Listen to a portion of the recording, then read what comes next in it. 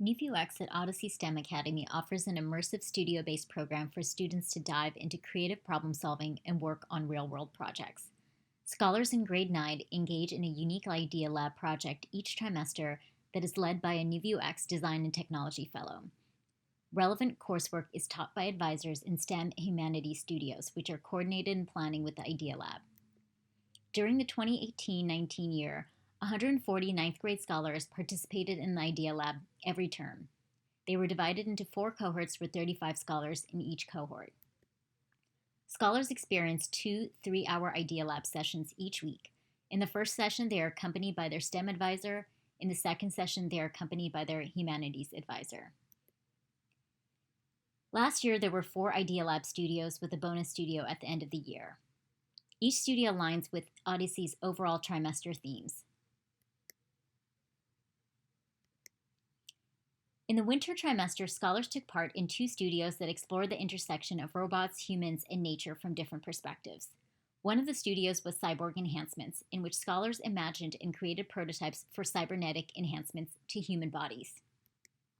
Both the humanities and STEM studios built upon the cyborg enhancements topic in the Idea Lab through structured assignments, research, readings, and projects.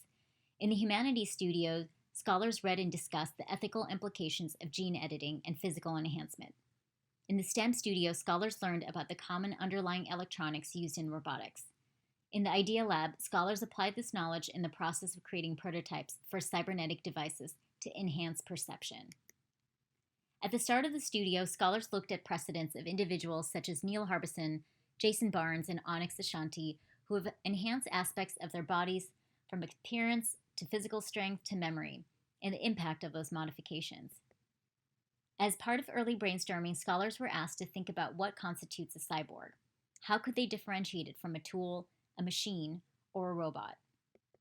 They also researched and defined the relationship between technology and culture and developed initial ideas of cybernetic enhancements through full-scale drawings.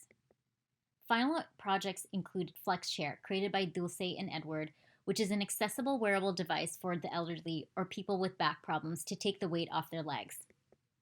Cesar and Saglada created Calefection Controller, a wearable device to prevent burn injuries by informing a user of the temperature of an object. And finally, Echo Sensation, a device created by Michael and Victoria to help visually impaired users navigate seamlessly in their environments. Michael and Victoria explain their design process in this video. Well, this is called the Echo Sensation. We made it for the blind. So this is a sensor, and we programmed it so it could be a certain number of distance. It detects something, like our hand. Like when we put our hand, it outputs it into audio. So when you hear it in the speaker, and it warns you before you bump into something, like kind of like a guide dog, like you could say. Like it could warn you before you bump into something. Like it guides you. So that's why we made it, like for the blind. Very cool. How did you come up with the idea? Well, I kind of came up with the idea because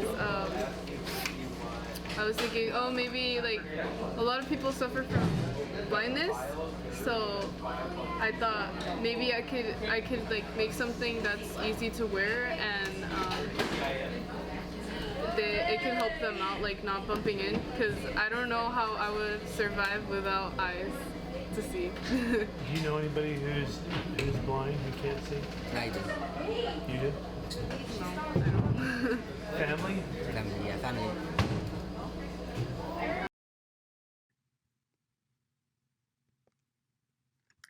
As part of the spring trimester theme, human-centered design, scholars took part in the Equine Sensory Trail Studio, where they worked closely with Dreamcatcher of Los Angeles, a local organization focused on improving the lives of those with cognitive, physical, and emotional disabilities through therapeutic horseback riding.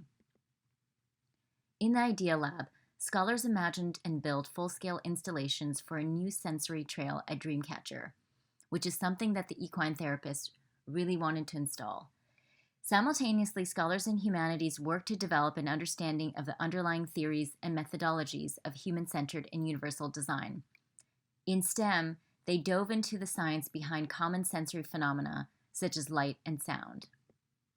At the start of the studio, Joanne Blank, founder and executive director of Dreamcatchers, visited the Idea Lab to speak with the students about her 25 years in practice and working as a certified therapeutic writing instructor and equine specialist in mental health and learning.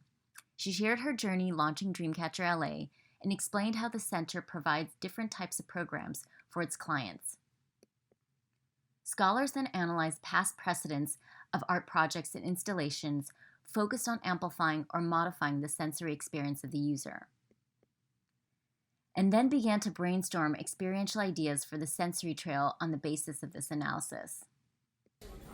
Students created 1 to 20 scale models of the sensory trail stations that integrated the experiential ideas with structures.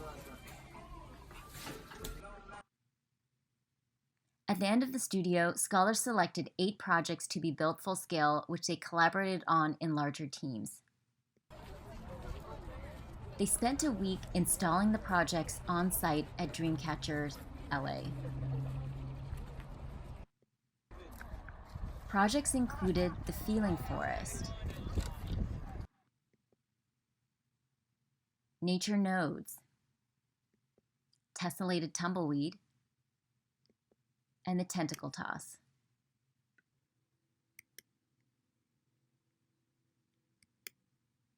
Aaron, our NuVuX fellow at Odyssey, comes with a unique background in architecture, design, and technology and oversees the program in the Idea Lab. Every month, additional NuVu coaches and experts rotate through the Idea Lab to help support student projects, as well as provide virtual support with timely feedback and critique on students' prototypes and iterations.